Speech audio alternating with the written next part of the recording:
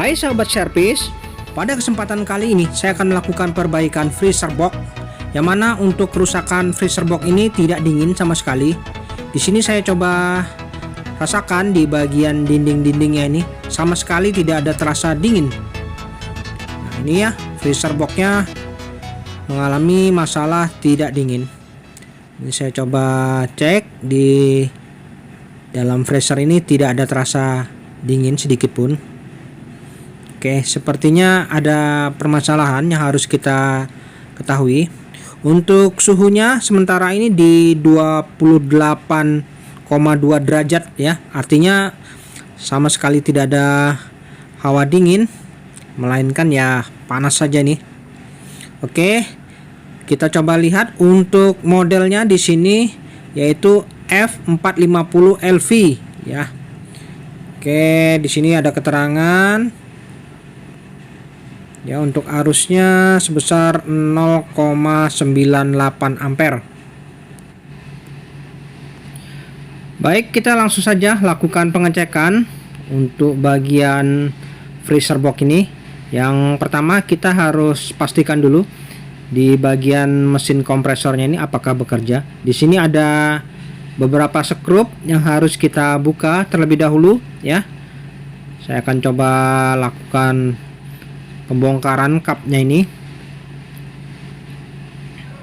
Oke, di sini nanti kita akan bisa lihat apakah kompresor ini bekerja atau tidak. Nanti bisa terlihat ya. Nah, di sini kita akan coba cari tahu sama-sama apa penyebab dari freezer box ini tidak dingin.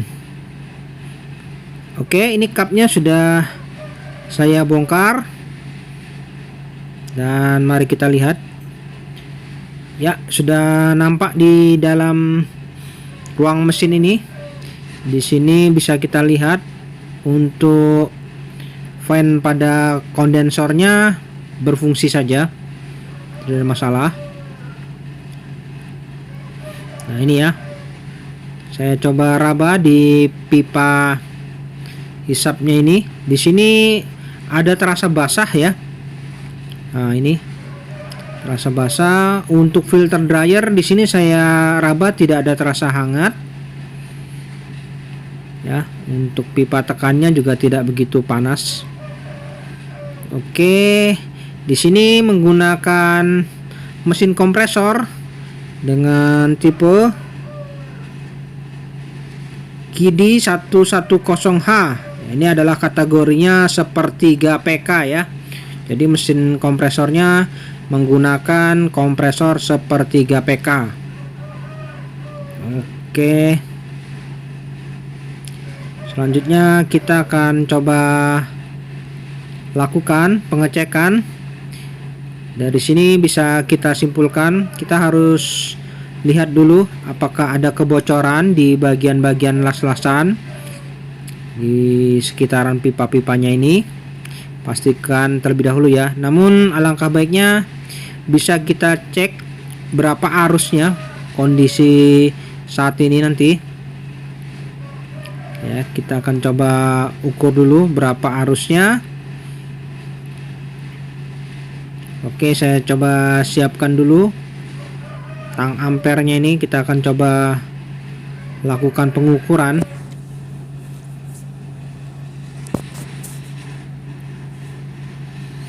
Di bagian penutup pada PTC relay dan overload, di sini kita coba buka dulu, ada baut.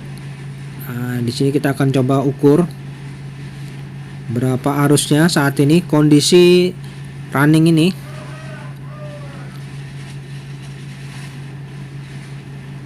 Oke, kita coba lihat.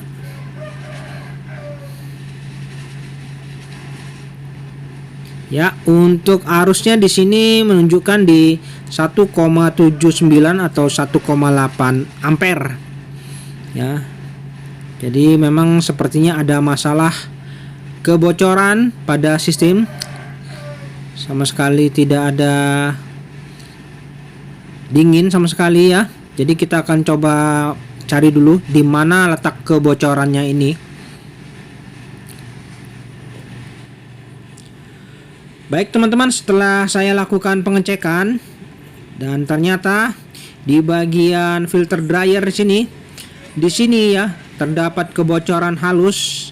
Di bagian las-lasannya ini ternyata ada kebocoran. Nah, jadi sudah ketemu permasalahannya, yaitu ada kebocoran halus di bagian filter dryernya ini ya.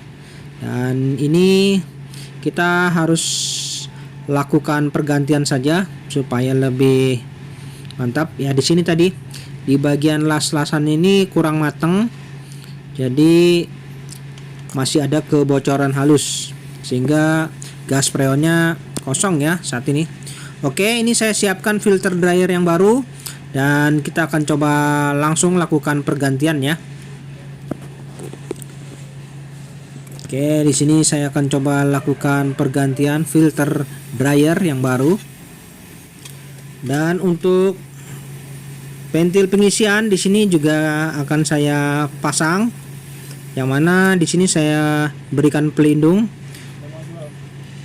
untuk melakukan proses pemasangan ventil pengisian. Dan di sini untuk ventil pengisian kita pasang dan filter dryer kita ganti ya. Oke, saya coba lakukan pergantian. Di sini saya sudah lakukan pergantian untuk filter dryer dan sudah saya pasang ventil pengisian. Dan di sini ada saluran pembuangan pada pipa kapiler. Dan untuk spuyer ventil pengisian saya coba pasangkan kembali. Dan di sini kita akan coba lakukan proses pemvakuman ya. Jadi setelah dilakukan pergantian filter dryer dan pemasangan ventil pengisian, tahap selanjutnya kita harus lakukan proses pemvakuman sebelum kita melakukan proses pengisian gas freon ya. Oke, saya pasang selang manifold. Di sini kita coba melakukan proses pemvakuman. Dan untuk saluran udara pada kapiler ini di sini kita tutup ya. Kita tutup terlebih dahulu. Ditutup permanen saja supaya tidak ada kebocoran halus.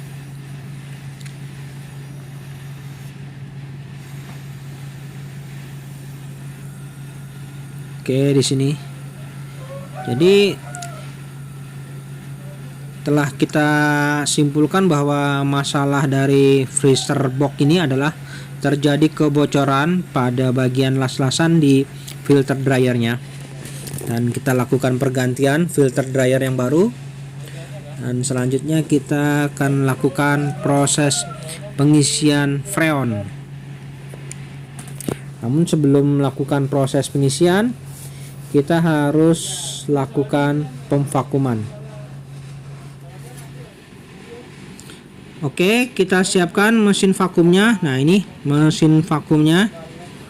Kita pasangkan selang manifold pada mesin vakum. Oke, kita akan coba pasangkan dulu nih selang manifoldnya pada mesin vakum.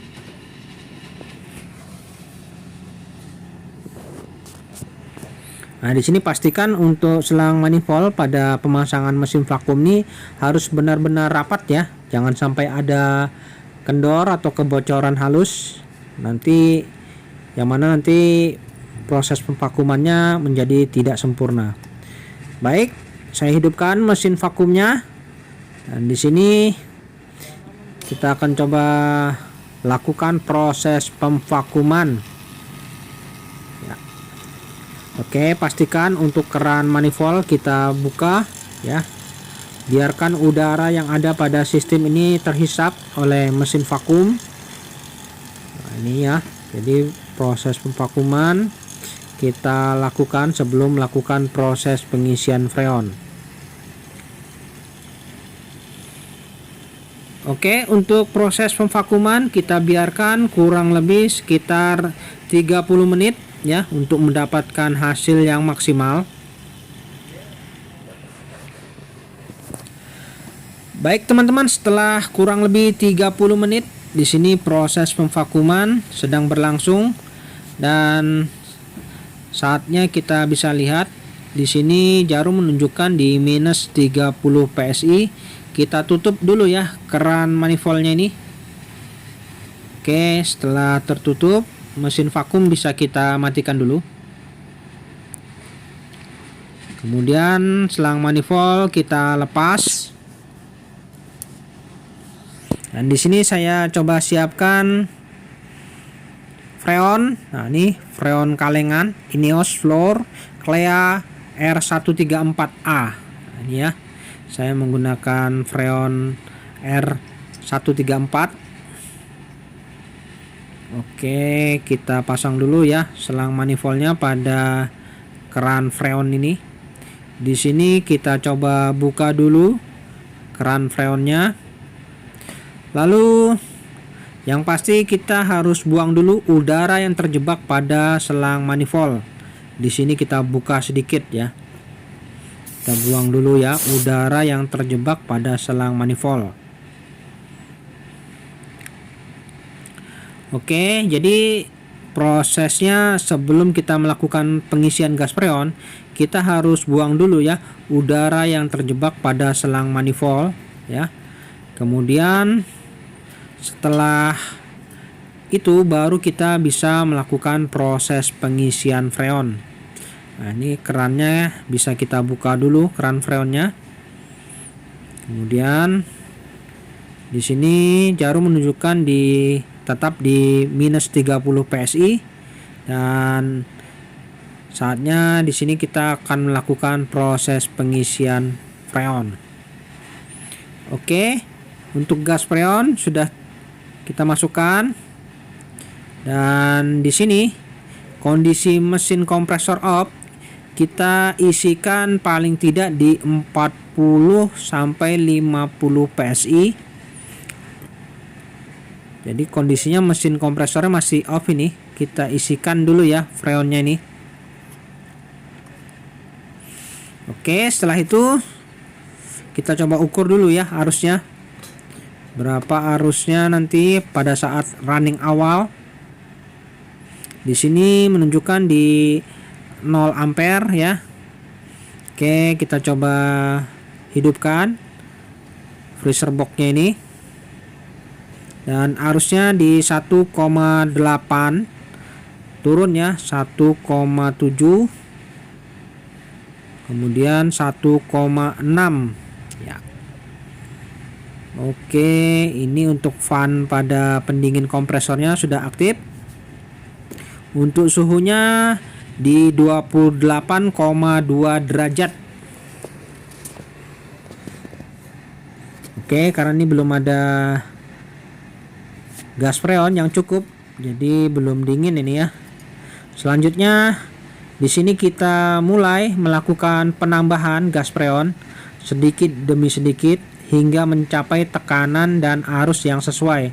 Yang mana kita coba atur di skala 10 PSI. Dan bisa kita lihat nanti berapa arusnya.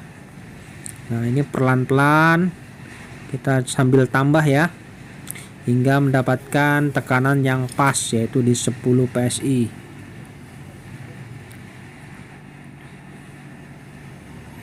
Oke teman-teman, di sini arusnya di 2,05. Tekanannya di sini pas ya di 10 PSI.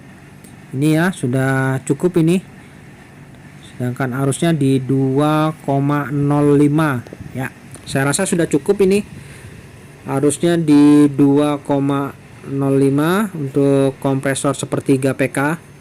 Dan mari kita coba cek di filter dryer. Di sini bisa saya rasakan terasa hangat sudah ya, mantap. Jadi proses pengisian ini kita sudahi dulu ya. Karena sudah cukup nih arusnya di 2,06 ya. Kemudian di sini tekanannya 10 PSI. Ya, saya rasa sudah cukup. Dan di sini filternya sudah terasa hangat ya, artinya ini sudah mantap ini. Oke, selanjutnya kita akan coba lihat berapa suhunya sementara. Di sini suhunya 5,7 derajat. Nah, ini semakin turun terus nih ya. 5,3, 5,2. Ya, biarkan saja, kita tunggu ya. Dalam beberapa menit atau beberapa jam nanti kita lihat suhunya kembali. Baik teman-teman, setelah 1 jam berlalu, di sini arusnya turun di 1,73 ampere. Ya, setelah 1 jam, kemudian tekanannya di sini yaitu di 0 PSI. Ya, sudah di 0 PSI, semakin turun juga ya tekanannya. Dan kita bisa lihat suhunya saat ini sudah di minus 27 derajat ya untuk suhu dalam ini. Sedangkan suhu bagian luar dindingnya ini yaitu saya pasangkan termostat suhu yaitu minus 19 derajat. Sudah minus juga ya. Jadi ini sebenarnya sudah sangat beku ya. Kemudian setelah 2 jam berlalu, arusnya di 1,72 ampere. Untuk tekanannya di bawah 0 PSI. Wah, semakin turun ya, semakin dingin semakin turun. Dan bisa kita lihat berapa suhunya ini. Wah, minus 30 derajat ya, sangat dingin ini teman-teman. Sudah minus 30 derajat. Kemudian bisa kita lihat untuk dinding freezernya ini. Di sini sudah minus 23 derajat. Artinya sangat beku sekali ya. Oke, kita cek lagi dalam berapa jam. Dan setelah 3 jam berlalu, di sini arusnya di 1,68 ampere. Wah, 1,68 ampere. Kemudian tekanannya di bawah 0 PSI ya, semakin turun. Namun di sini tidak terjadi kebuntuan. Kemudian kita bisa lihat suhunya. Wah, sudah minus 32 derajat ya. Artinya sudah sangat beku ini. Saya rasa sudah cukup ini, tidak perlu kita tunggu lagi ya. Karena sudah mantap ini dengan suhu seperti itu. Dan di sini suhunya minus 25 derajat. Baik teman-teman, sampai di sini dulu perjumpaan video saya dan kita akan ketemu lagi pada video-video saya selanjutnya. Sampai jumpa.